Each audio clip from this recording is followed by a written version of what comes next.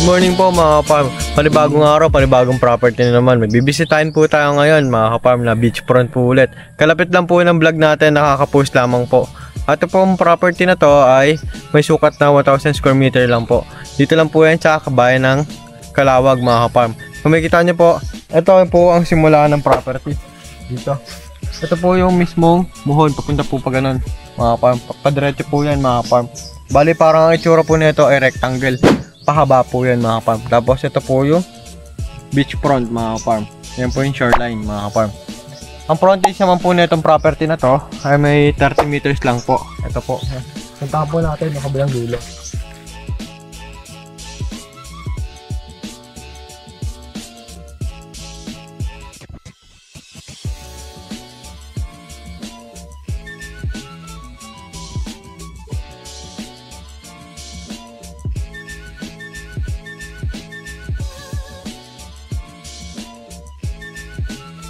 So yun mga farm, ito po yung mismong muhon mga farm ngayon. Makikita nyo yan.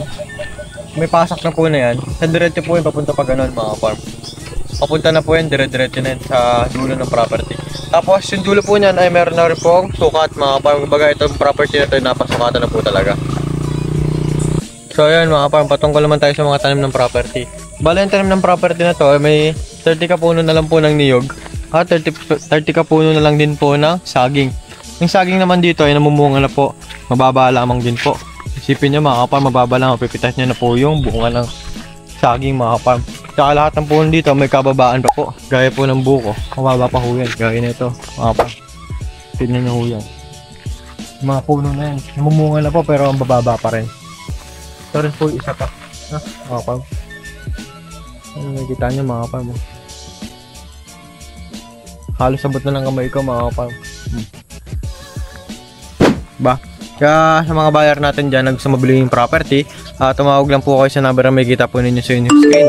At sa WhatsApp and Viber po para sa mga karagdagang impormasyon na gusto nyo pong malaman. At dito rin po kayo, mag-message rin po kayo dito sa Presyo Rosario mga farm. At huwag nyo pong kakalimutang mag-subscribe sa aming YouTube channel para sa mga karagdagang mga videos na ipapasok pa sa amin mga farm. As you can see mga farm, ito po ay masukal pa. Malilinisan nyo na lang po ito, yung napakaganda na itong property. Kung makikita nyo po itong katabing property na to, ayan, ito may bahay po na yan. Yung bahay po na yan ay malinis na po. At yung katapat din po niya sa may lake, shoreline mga farm. Kung makikita nyo po yung shoreline na yan, ayan, mga farm. Hawan na po yan mga farm. Ang kinagandaan lang po dito, medyo may pagka-elevate lang po yung shoreline. At makikita nyo po yung pinaka baba ng dagat. Yun naman po ay hindi kataasan at pwede nyo po pag-swimming. Actually, nag-swimming po kami ngayon mga farm, kaya dito rin po kami. Dito rin po kami nag-camping kagabi dahil po marami pong nagka-camping na ngayon dito mga farm. Halos katabi lang din po ng mga resort dito yung nagka-camping mga farm. Kaya ang kinagandaan po dito, pag nabili nyo po itong property na to, ay meron po kayo return na po investment mga farm dahil marami na po pumupunta dito sa lugar na to mga farm para maligo o mag-camping or gawnapan po ng mga birthday or kasal. Yan mga farm. Baga, pwede nyo rin pong gawing reception tong property na mabibili nyo po. Sa 1,000 square meter, malaki na rin po yun mga farm. Isipin nyo po yun. Na pwede nyo po kayo magtayo ng cottage dito po sa parte, sa unahan nyo po. Yan. Dahil sa inyo pa rin po yun mga farm pag napasukatan nyo po. Sakop nyo pa rin po yun. Kumbaga dito, tapat nyo po, sakop nyo po mga farm. Dahil po, tapat nyo naman po ay libre na yan mga farm.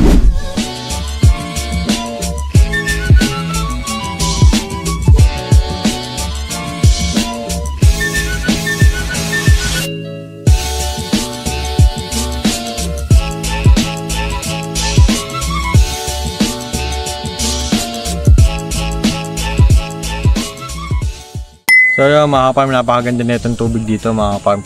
At isa pa ho ay pwede nyo pong lagyan po ng cottage yan dito mga farm. Ayan po yung tinuturo ko sa inyo, yung katapat po ng property po ninyo. Ito po yun mga farm. Ito po ay shoreline. Ang frontage naman po ito ay kapareho lang din po ng frontage po sa simento o sa may daanan mga farm. Meron din po itong 30 meters ng lapad ng frontage mga farm. Tara mga farm, tignan po natin sa ibabaw. Makikita ko yung mga isla na lumalangoy.